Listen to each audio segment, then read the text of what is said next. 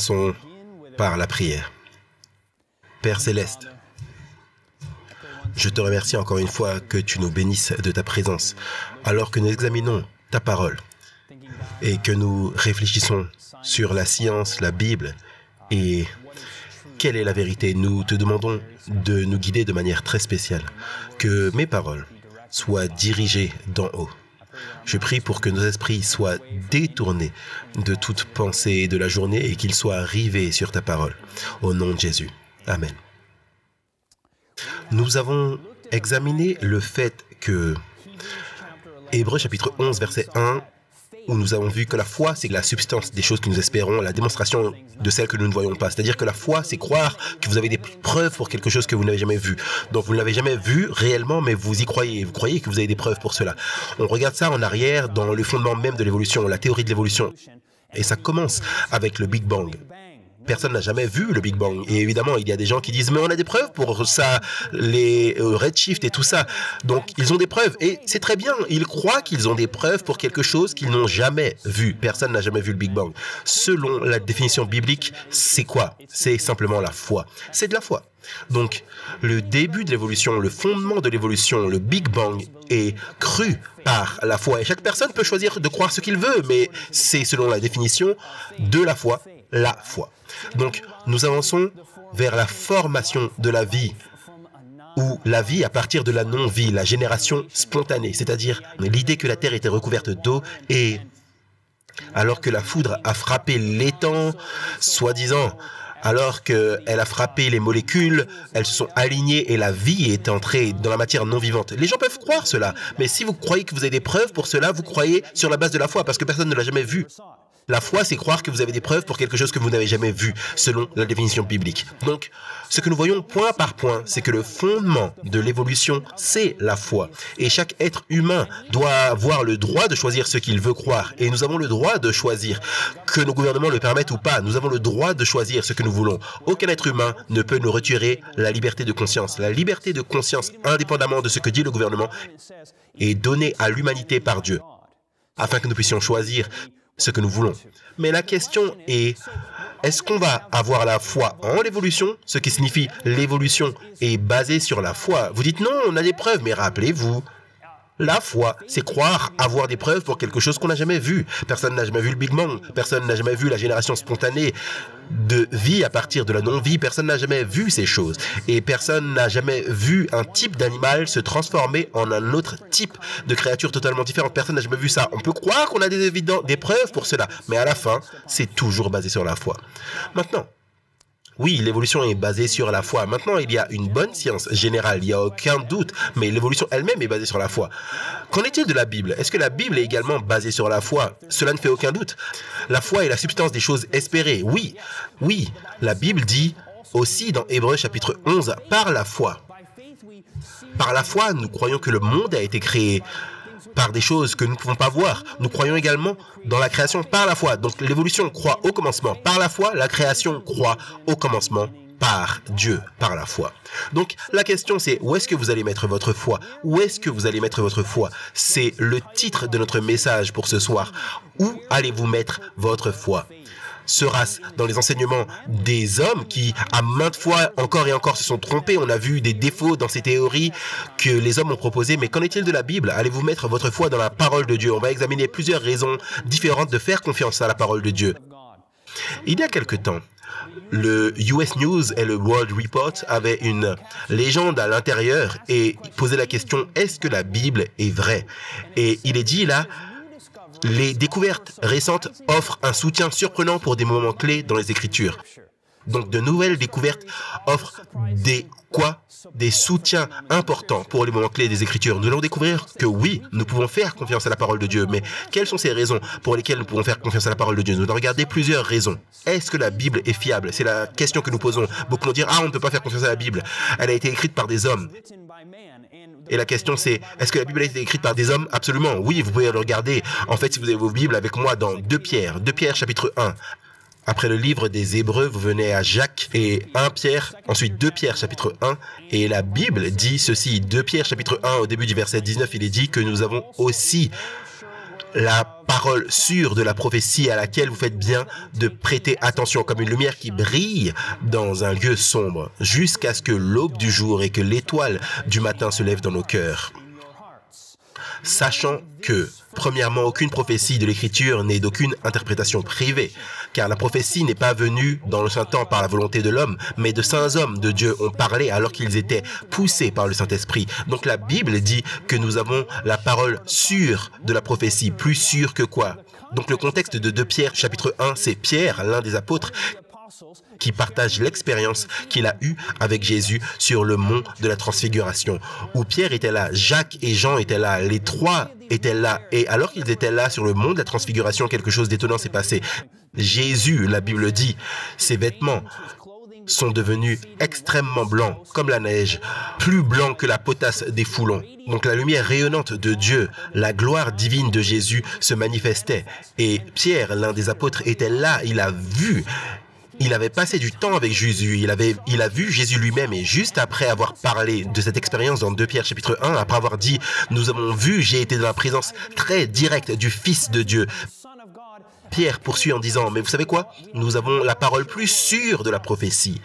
Nous avons quelque chose de plus sûr que même voir Dieu de vos propres yeux. » Il dit « Nous avons la prophétie. Nous avons la prophétie, nous avons la parole de Dieu. » Et il dit « D'où est-ce qu'elle vient ?» Eh bien, les gens disent, est-ce que c'est pas les hommes qui ont écrit la Bible? La réponse est oui, l'homme a écrit la Bible. Mais il est dit là dans 2 Pierre chapitre 1, les saints hommes de Dieu ont parlé alors qu'ils étaient poussés par le Saint-Esprit. Ils ont partagé le message du Saint-Esprit. C'est le message de Dieu.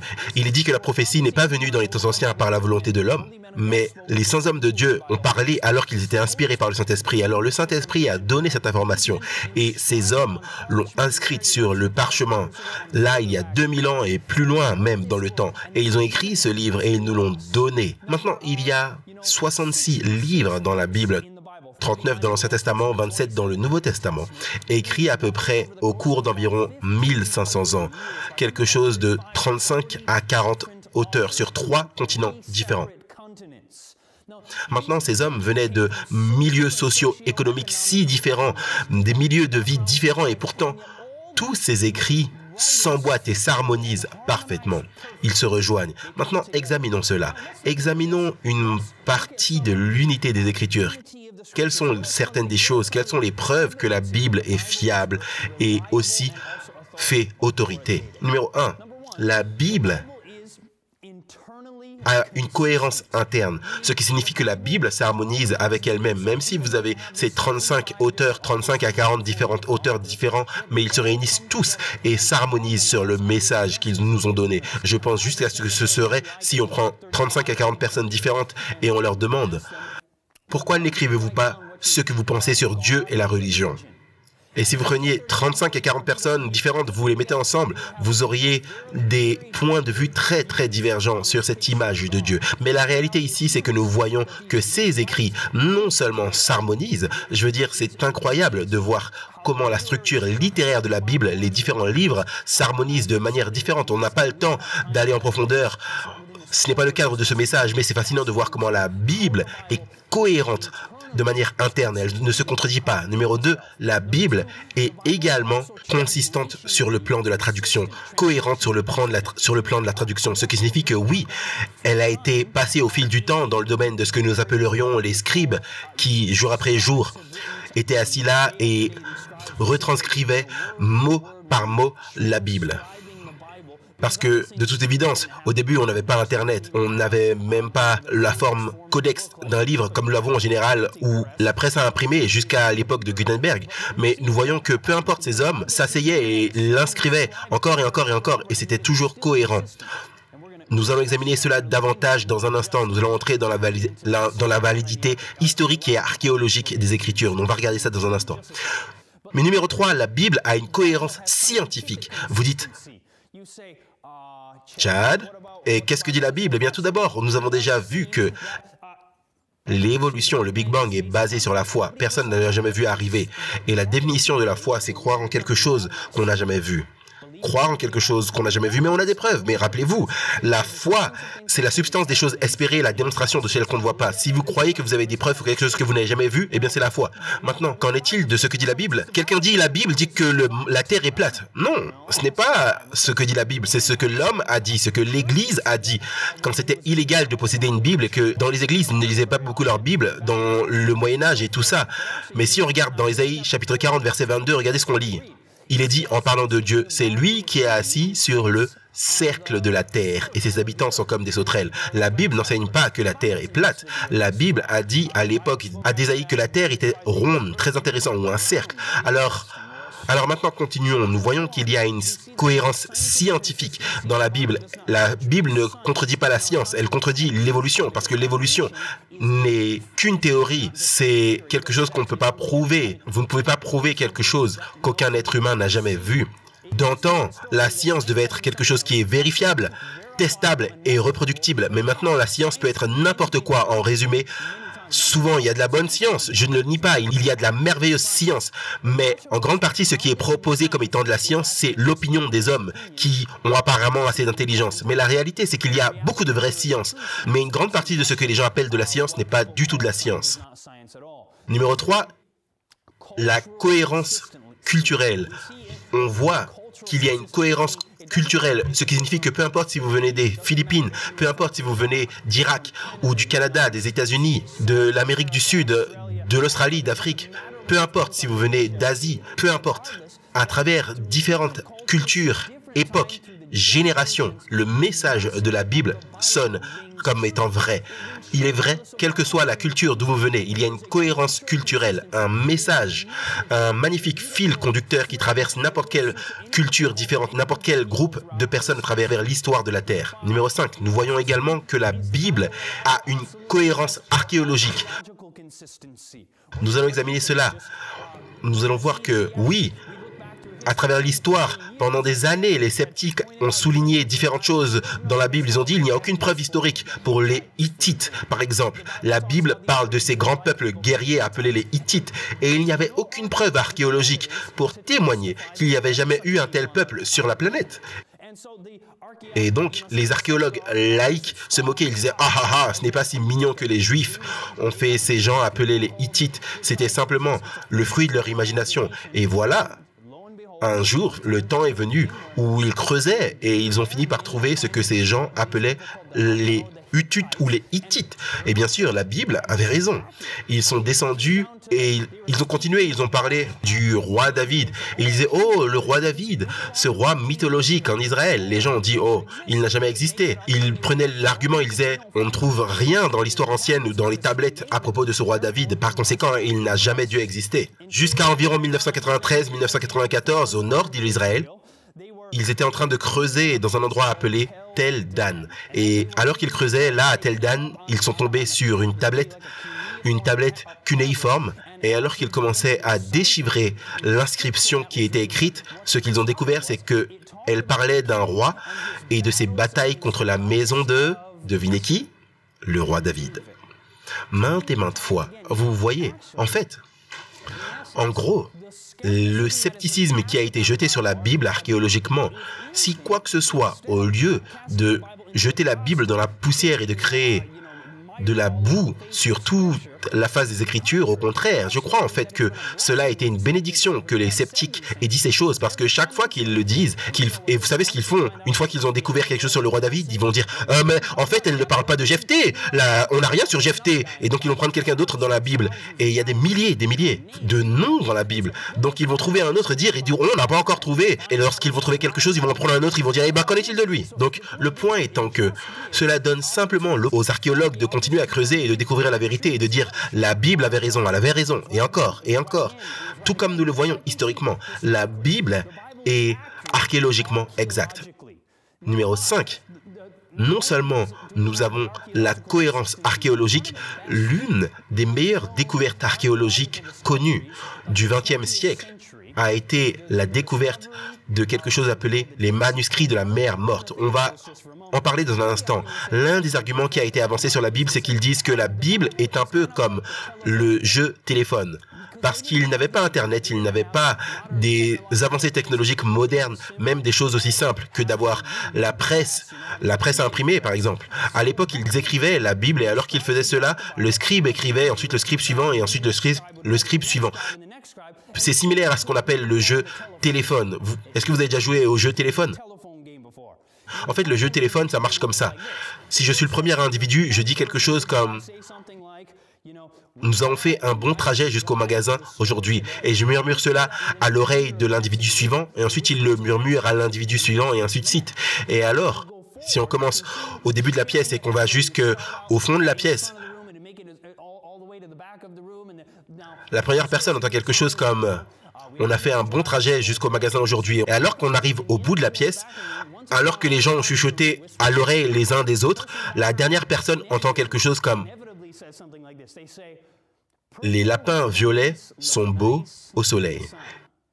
Et tout le monde rigole. On se dit « Waouh, c'est le jeu téléphone, c'est le plaisir du jeu téléphone » parce que vous ne recevez jamais le même message du début à la fin. Et les gens ont dit « C'est ainsi que la Bible fonctionne. C'est comme la Bible. Pendant des milliers d'années, vous essayez de me convaincre que ces mots sont restés inchangés et ça ressemble à un argument merveilleux, bien sûr. » Eh bien, jusqu'à ce qu'on regarde en arrière à 1947, quand un jeune garçon arabe se promenait dans la région du Qumran et il a pris une pierre et il y avait une grotte là, et il a jeté une pierre dans la grotte et il a entendu des éclats de poterie et il a fini par entrer et a découvert des parchemins ou des parties d'un rouleau.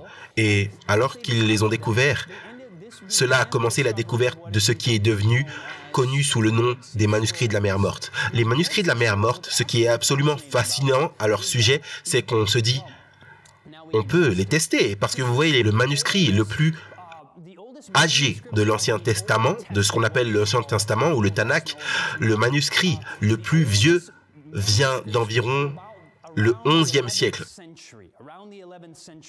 Donc vous dites, ouais, mais ces livres ont été écrits 1500 ans avant cela, plus de 1500 ans avant cela. Donc la question c'est, comment est-ce qu'on essaye de me faire penser que ça a été bien conservé aussi longtemps? La question est de savoir, est-ce que ça a été conservé? Et la chose merveilleuse, c'est que lorsque les manuscrits de la mer morte ont été découverts, qu'est-ce qui s'est passé? Ce qui s'est passé, c'est que maintenant on peut les tester, on peut voir comment le jeu téléphone a marché au cours des siècles ou des millénaires. On a pu découvrir, c'est que, alors qu'ils examinaient les manuscrits, ils avaient ces archéologues qui examinaient ces choses, les érudits hébreux, certains d'entre eux, je crois, sont aussi en araméen, et alors qu'ils examinaient cela, ils se sont posé la question, est-ce qu'on peut faire confiance à ces choses? Regardez ce qu'on lit ici, parlant des manuscrits de la mer morte. Il est dit à Notre-Dame, le professeur Eugène Ulrich, comme le professeur de Notre-Dame, Eugène Ulrich, rédacteur en chef des textes bibliques du Qumran pour les découvertes d'Oxford dans la série du désert de Judée, il a observé que les rouleaux ont montré que notre Bible traditionnelle a été conservée avec une précision étonnante pendant plus de 2000 ans. C'est-à-dire qu'ils sont restés pratiquement inchangés pendant plus de 2000 ans. Qu'est-ce que tu veux dire par pratiquement inchangé? Oui, il y avait des divergences mineures, principalement.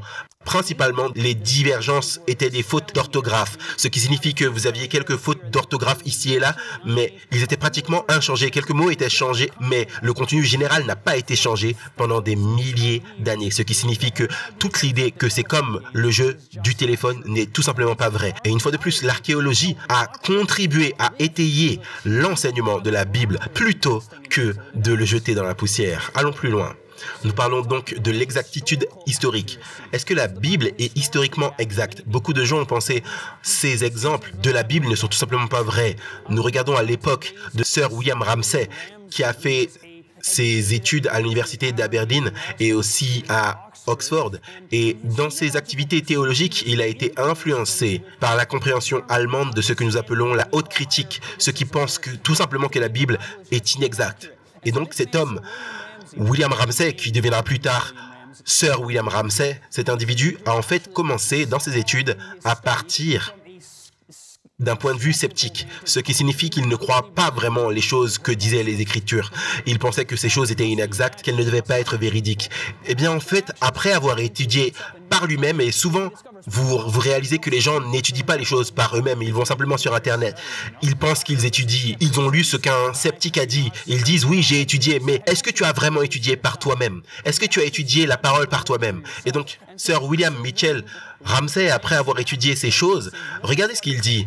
Il pensait peut-être que Luc, l'écrivain du Nouveau Testament qui a écrit le livre de Luc et le livre d'Actes, en passant, qui était aussi un médecin, cet homme, Luc, voulait vraiment étudier ces choses, apparemment en interrogeant les gens pour obtenir l'histoire avec une précision historique. Regardez ce qu'il dit, Sir William Mitchell Ramsay, que Luc, en parlant de l'homme qui a écrit le livre de Luc et le livre d'Actes dans le Nouveau Testament, Luc est un historien de premier rang. Alors remarquez, il est passé d'être un sceptique à dire que Luc est un historien de premier rang. Maintenant, non seulement ces déclarations sont dignes de confiance, cet auteur devrait être placé avec les plus grands historiens de l'histoire. L'histoire de Luc est inégalée en ce qui concerne sa fiabilité.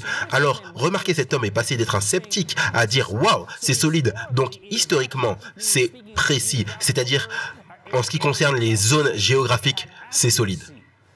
Maintenant, remarquez ici aussi, certaines personnes disent que « Oh, Jésus, vous trouvez des gens qui n'ont pas étudié, ils diront des choses comme ça. On ne sait même pas si Jésus a existé, on ne sait tout simplement pas ça. » Est-ce que c'est vrai? On ne sait pas si Jésus a existé. Est-ce que vous pensez qu'Alexandre le Grand a existé? Oh oui, Alexandre. Pourquoi est-ce que tu penses qu'il a existé? Eh bien, parce que les écrits anciens parlent de lui.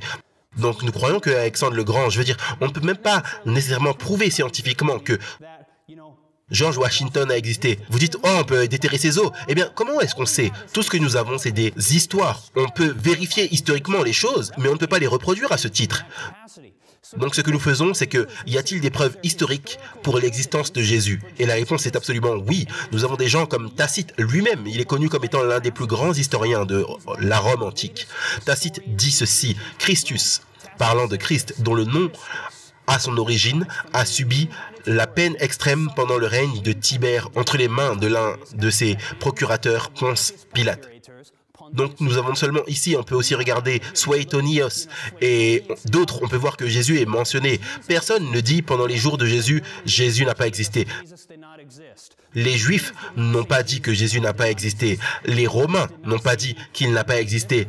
Il a fallu plus de 1000 ans plus tard, après que Jésus soit mort, enterré et ressuscité, que quelqu'un vienne et dise « Oh, il n'a pas existé ». Il n'a pas existé? Pourquoi est-ce que les historiens de son époque écrivaient sur lui s'il n'avait pas existé du tout? Jésus a existé. Ce n'est pas une question de savoir s'il a existé. La vraie question est de savoir est-ce qu'il était celui qu'il prétendait être? Était-il le Christ, le Fils de Dieu? Ça, c'est la vraie question.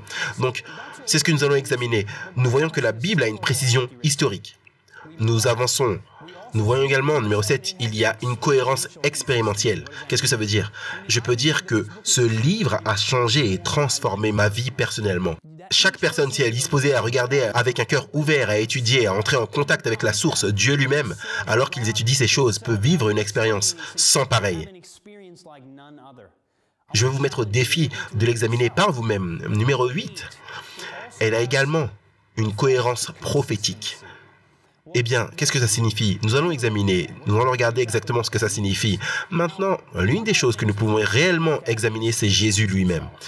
Quelle est la cohérence prophétique ou que voyons-nous à propos de la prophétie dans la vie de Jésus? On a déjà posé la question. Pouvez-vous prouver scientifiquement que Jésus a existé? Pas vraiment. On peut prouver historiquement qu'il a existé, mais tout comme vous ne pouvez pas prouver que George Washington a existé, mais vous pouvez le prouver par les documents historiques, pas vrai? C'est comme ça que vous le prouvez. Mais vous dites, oui, on a une tombe. Oui, mais on ne sait pas. Ça peut être un autre cadavre dans la tombe. Ça ne prouve rien. Mais les archives historiques sont différentes de la science elle-même. Il peut y avoir différents domaines de science et différents domaines de connaissances. Mais qu'en est-il de Jésus? Maintenant, pour comprendre si quelqu'un comme Jésus a existé, nous devons examiner les documents historiques. On a déjà vu, on a regardé un exemple. On pourra en regarder d'autres. Suetonius, Tacite et d'autres qui ont affirmé que Jésus a existé. Mais la question, c'est, était-il qui il prétendait être? C'est la vraie question clé que nous devons connaître. Donc, pris ici, parlant de ce qu'est la science. La méthode scientifique, quelle que soit sa définition, est liée à la mesure de phénomènes, ou à une expérimentation, ou à une observation répétée. Donc les individus historiques ne sont pas prouvés scientifiquement, ils sont prouvés avec une différente forme de connaissance que la science elle-même. Vous avez besoin de vérification historique. Mais dans ce cas, la science est quelque chose qui peut être reproduit. C'est pourquoi une grande partie de ce qu'on appelle aujourd'hui science, ils ont dû retravailler. Quand vous étiez petit, on vous enseignait que la science était cette chose qui peut être vérifiée à travers les sens et tout ça, et pouvait être reproduit. Mais alors qu'on grandit, on réalise que ce qui est considéré comme scientifique ne peut pas être vérifié, reproduit, étudié et mis dans un tube et ainsi de suite. Cela a beaucoup à voir avec la philosophie. Mais la vraie science peut être reproduite, testée et ce genre de choses. Mais revenons à notre point ici. Qu'en est-il de Jésus lui-même? Il y a un homme du nom de Peter W. Stoner. Il est décédé maintenant, mais il était professeur émérite de sciences à Westmont College. Et il était aussi un mathématicien, je crois. Et l'une des choses qu'il a faites, il a réuni des étudiants et il voulait regarder la vie de Jésus et découvrir quelle est la probabilité que n'importe qui pourrait accomplir les prophéties de Jésus. Peut-être qu'un groupe d'entre nous, la moitié d'entre nous ont déjà accompli ces prophéties dans notre propre vie, pas vrai? Et c'est ce qu'il voulait comprendre. Alors il a réuni ses étudiants et ils ont commencé à étudier ces choses en essayant de trouver quelle est la probabilité qu'une personne puisse accomplir toutes les prophéties de Jésus. Et en parlant de cela, nous lisons que l'affiliation scientifique états-unienne dans SciencePix nous dit que l'analyse mathématique est basée sur des principes de probabilité qui sont complètement sains et le professeur Stoner a appliqué ces principes de manière appropriée et convaincante. Ce qui signifie qu'il utilisait les principes de probabilité de manière légitime, non de manière illégitime. Vous allez voir ça simplement avec votre propre raison alors qu'on examine cela.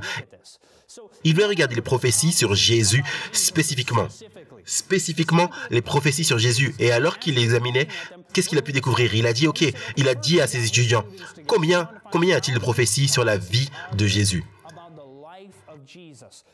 Par exemple, quand la Bible dit, cela va arriver à Jésus, qu'il serait né à Bethléem, en Judée. Et qu'en est-il de ces prophéties? Quelles sont les chances qu'une personne puisse toutes les accomplir? Alors ils ont essayé de comprendre combien de prophéties il y avait-il ensemble. Et alors que les étudiants étudiaient cela, ils ont découvert environ 300 détails spécifiques dans la prophétie, donc environ 300 prophéties sur la vie de Jésus. Sa vie, sa mort, sa mise au tombeau et sa résurrection, donc environ 300. Et alors qu'ils les ont examinées, ils ont également posé la question quand est-ce qu'elles ont été écrites. Et en regardant en arrière, dans l'Ancien Testament, il a été écrit il y a environ 400 à 1500 ans avant l'époque de Jésus. Donc elles ont toutes été écrites environ 400 à 1500 ans avant l'époque de Jésus. En gros, 400 à 1000 ans avant. Ce serait un peu plus précis. Mais néanmoins, on regarde en arrière et ils essayaient de comprendre. Alors qu'ils examinaient cela, ils ont trouvé des prophéties spécifiques et ils ont commencé à les regarder et ils ont dit, regardons cette prophétie et posons-nous la question, quelle est la chance qu'un individu accomplisse cette prophétie?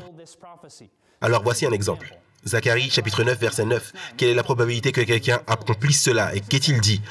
Sois transporté d'allégresse, fille de Sion. Pousse des cris de joie, fille de Jérusalem. Voici ton roi vient à toi. Il est juste et victorieux. Il est humble. Regardez comment il vient. Il est humble et monté sur un âne. Sur un âne, le petit d'une ânesse. Qu'est-ce que ça signifie? La prophétie dit que le Messie viendrait et il monterait un âne dans la ville de Jérusalem.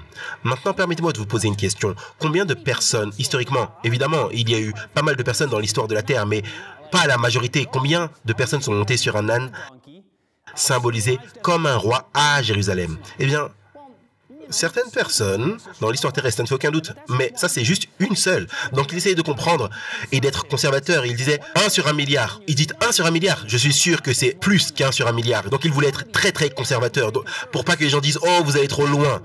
Donc ils ont dit soyons plus conservateurs. Une personne sur 100 dans l'histoire de la Terre est arrivée à Jérusalem en tant que roi sur un âne. Maintenant, évidemment, c'est pas 1 sur 100, c'est probablement plus 1 sur 1000 ou 1 sur 10 000. Mais si on dit ça, les gens vont dire « Oh, vous allez trop loin ».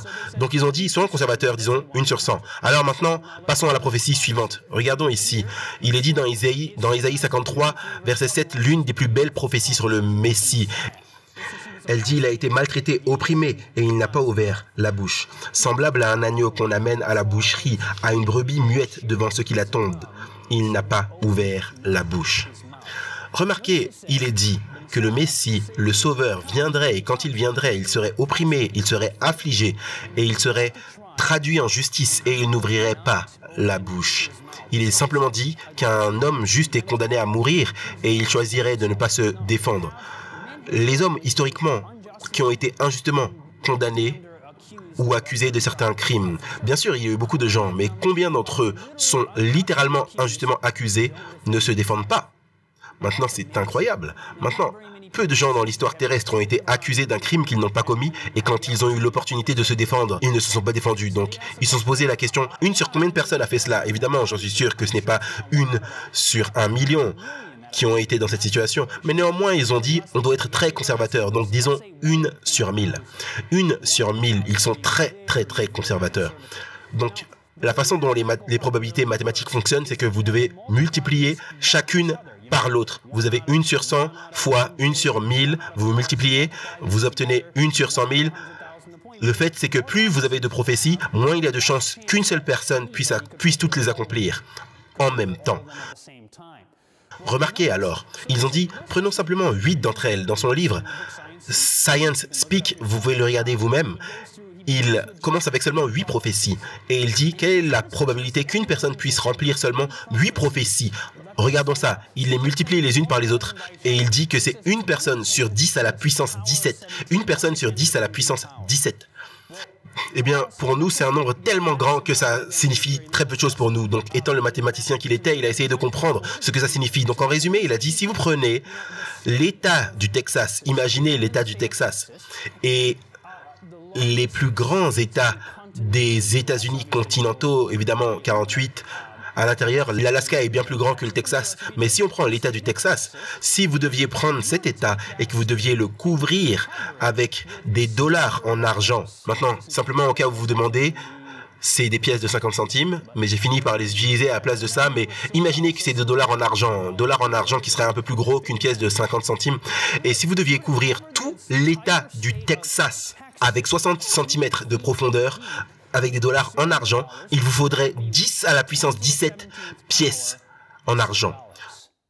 C'est le nombre qu'il vous faudrait. Donc imaginez que vous vouliez marquer l'une des pièces avec un X noir et que vous le mettez n'importe où dans tout l'État du Texas et vous envoyez une personne avec les yeux bandés et ils marchent les yeux bandés à travers l'État du Texas, ils tâtonnent et ils doivent simplement se pencher quelque part et choisir lors de leur tout premier essai, pas une pile, mais le dollar exact dans tout l'État du Texas à 60 cm de profondeur.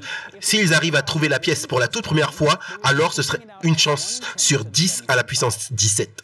Maintenant, ça serait la chance que quelqu'un remplisse seulement 8 des prophéties de Jésus. Mais il ne s'arrête pas là. Souvenez-vous, il avait combien de prophéties? Il y en avait plus de 300. Donc allons plus loin. Il poursuit en disant, afin d'étendre, dans le livre Science Speak, afin d'étendre cette considération au-delà de toutes les limites de la compréhension humaine, considérons 48 prophéties similaires dans leur chance d'accomplissement humain aux 8 qui étaient considérées à l'origine. En utilisant des valeurs beaucoup plus conservatrices de 1 sur 10, on applique le même principe de probabilité utilisée jusqu'à présent. Nous trouvons que la chance pour que n'importe quel homme accomplisse toutes les 48, pas les 300, mais toutes les 48 prophéties, c'est une chance sur 10 à la puissance 157.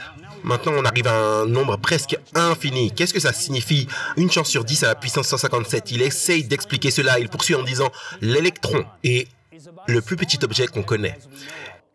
Il est si petit qu'il en faudrait 2,5 fois 10 à la puissance 15 alignés l'un derrière l'autre pour faire une ligne de 2,5 cm. Qu'est-ce que ça veut dire? Il dit, si vous voulez compter cette ligne d'électrons alignée sur 2,5 cm et les compter à quelle vitesse? 250 par minute. Si vous comptez jour et nuit, il vous faudrait 19 millions d'années pour compter une seule ligne d'électrons de 2,5 cm. Donc si vous les comptez un par un, 250 par minute, il vous faudrait 19 millions d'années juste pour compter combien d'électrons il y a dans cette ligne de 2,5 cm. Voici à quel point ils sont petits. Et il continue en disant, l'espace, selon certaines autorités, est censé s'étendre dans toutes les directions à la distance non pas de 1,5 million d'années-lumière, mais plus à une distance 4 fois plus grande, c'est-à-dire 6 milliards d'années. C'est-à-dire 6 milliards d'années-lumière. Prenons une boule solide d'électrons s'étendant dans toutes les directions depuis la Terre jusqu'à la distance de 6 milliards d'années-lumière. Avons-nous utilisé nos 10 puissance 157 électrons? Non. Nous avons fait un trou si petit dans la masse que nous ne pouvons pas le voir. Nous pouvons créer cette boule solide d'électrons s'étendant dans toutes les directions jusqu'à la distance de 6 milliards d'années-lumière, 6 fois 10 à la puissance 28. Ce qu'il dit, c'est que si vous remplissez l'univers entier d'électrons, que l'univers entier plein d'électrons serait inférieur à la quantité d'électrons dans la probabilité de trouver. Alors, imaginez ça.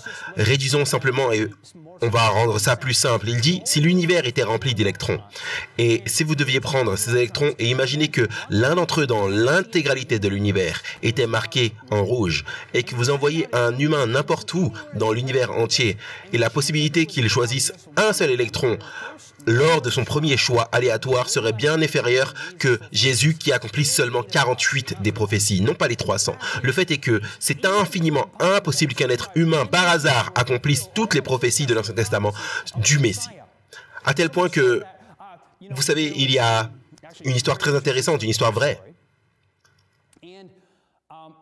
Dans cette histoire particulière, en fait, je vais simplement vous raconter l'histoire. Je partageais cette histoire dans une université et je vais vous raconter ce qui s'est passé à la fin de l'histoire. Je vous raconte l'histoire, ensuite je vous raconte ce qui s'est passé. En gros, je partageais cette histoire et c'est la deuxième fois que je partage l'histoire, mais je la partageais dans une université laïque. Et ce qui s'est passé, c'est une histoire vraie. Il y avait un étudiant qui était le quart arrière de l'équipe de football et son équipe a fini par gagner le Rose Bowl cette année. Vous savez, le match de football universitaire le plus important aux États-Unis. Et alors qu'ils étaient à l'école, certains des étudiants, ses amis à l'école, étaient des chrétiens. Lui, c'était un juif. Il était élevé en tant que juif. Il connaissait le Tanakh, l'Ancien Testament. Et alors qu'il avait ça, ils sont venus, ils ont commencé à partager avec lui. Ils partageaient avec lui les prophéties de Jésus, certaines de celles que nous venons de partager ici, comme Ésaïe 53 et ainsi de suite. Et alors qu'il a vu ces choses, comment le Nouveau Testament a montré que Jésus a accompli ce que l'Ancien Testament disait, il a sauté, il a dit « Comment pouvez-vous me faire cela? Comment pouvez-vous me faire cela? Une fausse Bible. Vous utilisez une fausse Bible. Je ne peux pas croire que vous me faites cela. » Et ils disent « Non, une fausse Bible. Non, c'est pas une fausse Bible. C'est simplement une Bible normale. » Ils ont dit « Tu as le Tanakh, tu as l'Ancien Testament. » L'Ancien Testament hébreu, il dit « Oui, je l'ai. » Et ils ont dit « On va écrire les textes et tu rentres chez toi et tu les regardes dans ton Ancien Testament. Tu vas, tu les regardes toi-même. » Et alors, il est rentré chez lui et il s'est dit « Waouh, c'est là. Oh, ce texte-là aussi. Oh, celui-là aussi. » Et il a commencé à voir que c'était dans son propre Ancien Testament. Il a fini par penser, mais qu'est-ce que je fais avec cela? En tant que juif, comment est-ce que je peux accepter cela? Donc il va voir son rabbin, et spécifiquement, quand il a lu Ésaïe 53 sur le serviteur souffrant qui mourrait pour les péchés du peuple, quand il a lu cela, ça a saisi son attention, son cœur, il a dit, ça doit parler de Jésus. Alors il a allé voir le rabbin, et il a dit au rabbin, une histoire vraie, il dit au rabbin, rabbin, de qui Ésaïe 53 parle? Et le rabbin l'a regardé, il a dit, tu sais, quand je lis Ésaïe 53, pour moi, on dirait que ça parle de Jésus. Mais ça ne peut pas le faire parce qu'on ne croit pas ça. Et donc ce n'est pas une réponse assez bonne pour lui. Il a commencé à penser quoi? Mais ça doit parler de Jésus. Maintenant, quand j'ai fini de raconter cette histoire à l'université laïque, 30 000 jeunes sur le campus, quand j'ai fini de raconter l'histoire, je ne savais pas qu'il y avait un homme juif là au fond de la salle. Il s'est levé et a commencé à crier à moi. Il est venu droit dans mon visage. Pourquoi vous racontez cette histoire? Je ne savais pas qu'il était juif. Je ne savais pas qu'il y avait des juifs là. Je le disais pas pour me moquer de qui que ce soit. Pas du tout. J'étais juste là et je partageais cette expérience personnelle. Il était absolument furieux et maintenant, je ne le disais pas pour le rabaisser. Je n'ai jamais partagé cette histoire. C'était seulement la deuxième fois. Ça faisait quelques années que j'avais partagé la première fois. Mais le point était que ce jeune homme, en fait, c'était un adulte. Il était furieux. Pourquoi? Je crois que le Saint-Esprit le touchait et lui révélait qu'il y avait quelque chose derrière ce message. Qu'il y avait quelque chose derrière Jésus de Nazareth. Et que c'était qu'il était le Messie. Il a accompli les prophéties. La probabilité est incontestable. C'est incroyable. Tellement que Peter W. Stoller dit, après avoir regardé à toutes ces informations, il dit, ce n'est pas seulement une preuve, c'est la preuve de l'inspiration de la Bible par Dieu. Une preuve si claire que l'univers n'est pas assez grand pour contenir la preuve. Il dit, la preuve est accablante. Il poursuit en disant, c'est incroyable, il dit, tout homme qui rejette le Christ comme le Fils de Dieu rejette un fait prouvé, peut-être plus absolument que tout autre fait dans le monde. Il dit, lorsque la probabilité est additionnée, vous réalisez que c'est infiniment impossible que quiconque puisse accomplir cela.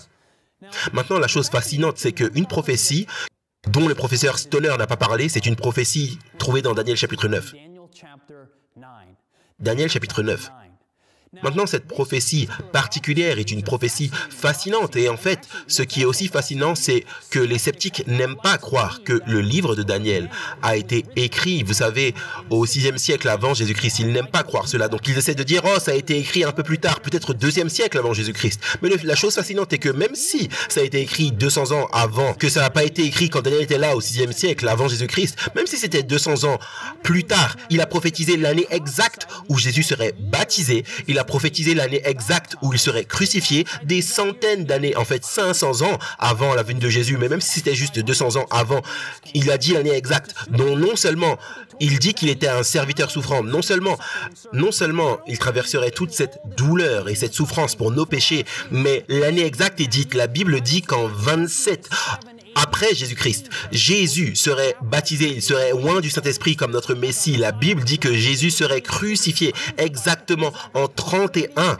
après Jésus-Christ. Et ensuite, elle dit que l'évangile irait aux gentils en 34 après Jésus-Christ. Non seulement quelqu'un doit accomplir les 300 prophéties, ce serait assez étonnant, mais il devrait les accomplir dans un délai précis. Ce qui signifie que les prophéties étaient sensibles à des dates.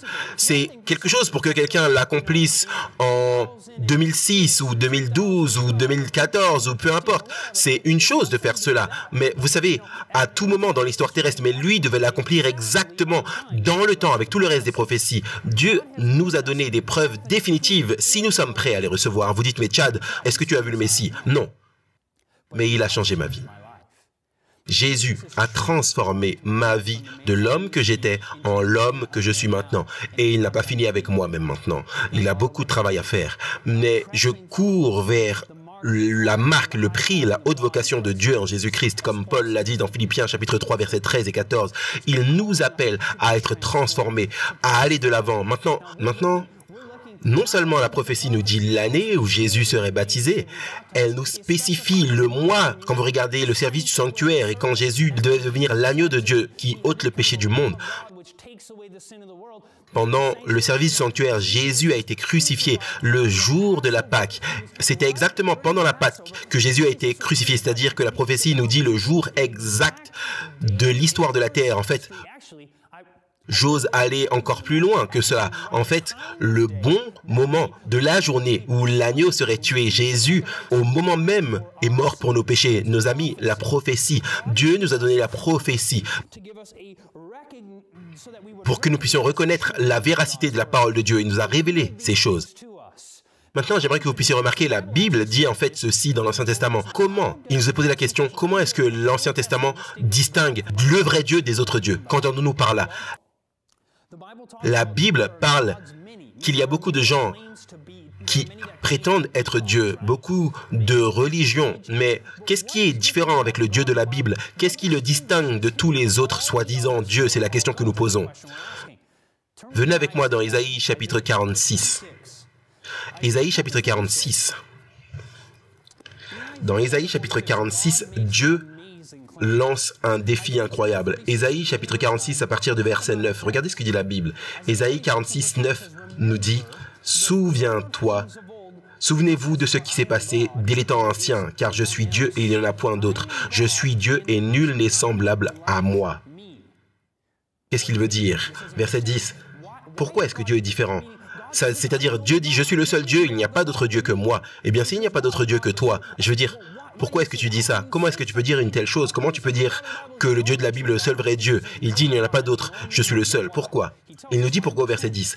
Il dit, parce que j'annonce dès le commencement ce qui doit arriver et longtemps d'avance ce qui n'est pas encore accompli. Je dis, mes arrêts subsisteront et j'exécuterai toute ma volonté. Donc, qu'est-ce qu'il dit? Dieu dit simplement que la différence entre moi et tous les soi-disant dieux, c'est que moi, je peux vous dire la fin, ce qui va se passer à la fin des temps, dès le début.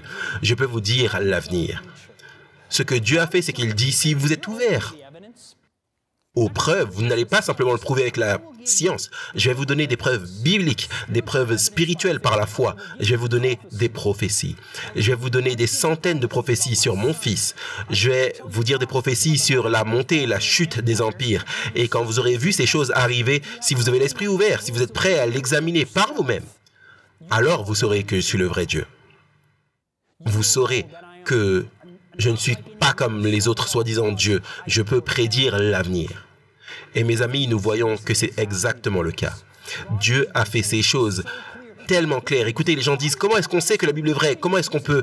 Écoutez, Dieu dit, je vous donne la prophétie. Dans 2 Pierre, chapitre 1, 19, il est dit, nous avons la parole prophétique plus sûre. Plus sûre que quoi? Dans le contexte, c'était plus sûr que Pierre voyant Jésus de ses propres yeux. Plus sûr que voir Jésus de ses propres yeux, faisant des miracles, ressuscitant les morts, ressuscitant Lazare des morts. Il dit, on a quelque chose de plus sûr que voir de ses propres yeux. Il dit, ce qui est plus sûr, c'est la prophétie.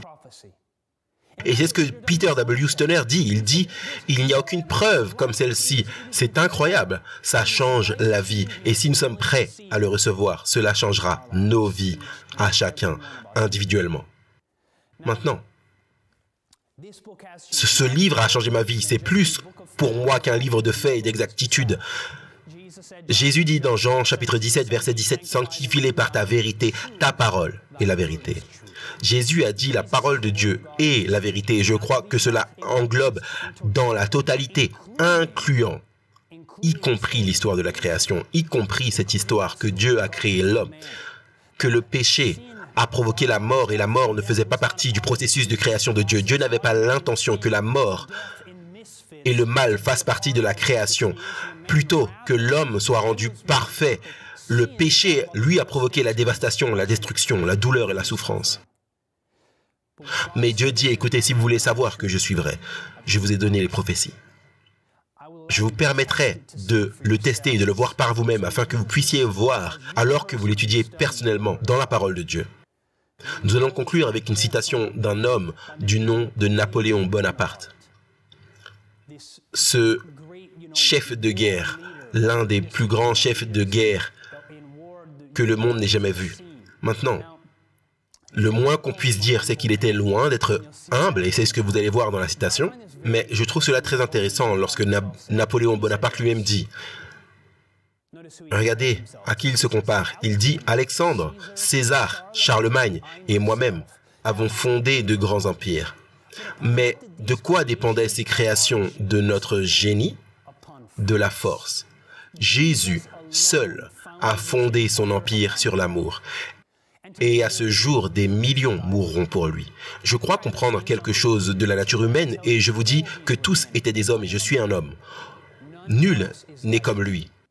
Jésus-Christ était plus qu'un homme. J'ai inspiré des multitudes avec une dévotion si enthousiaste qu'elle serait morte pour moi.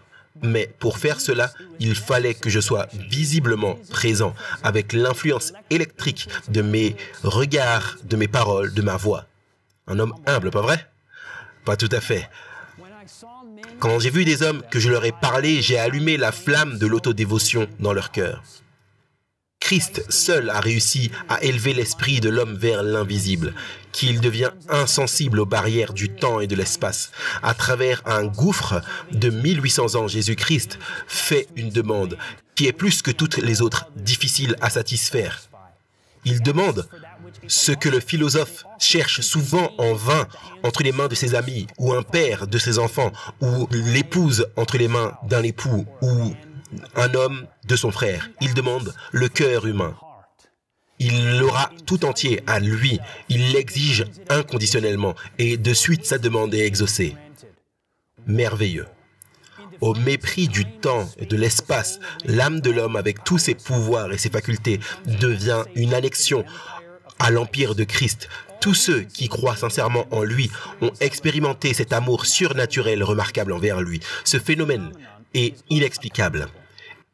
Il est bien au-delà de tous les pouvoirs créateurs de l'homme. Le temps, le grand destructeur, est impuissant pour éteindre cette flamme sacrée.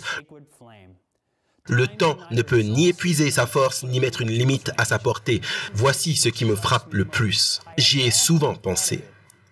C'est ça qui me prouve de façon assez convaincante la divinité de Christ. Napoléon Bonaparte, l'un des hommes les plus puissants de l'histoire de la Terre, regardant à travers les âges, il voit les grands héros de guerre de la planète Terre, mais il regarde au-delà d'eux.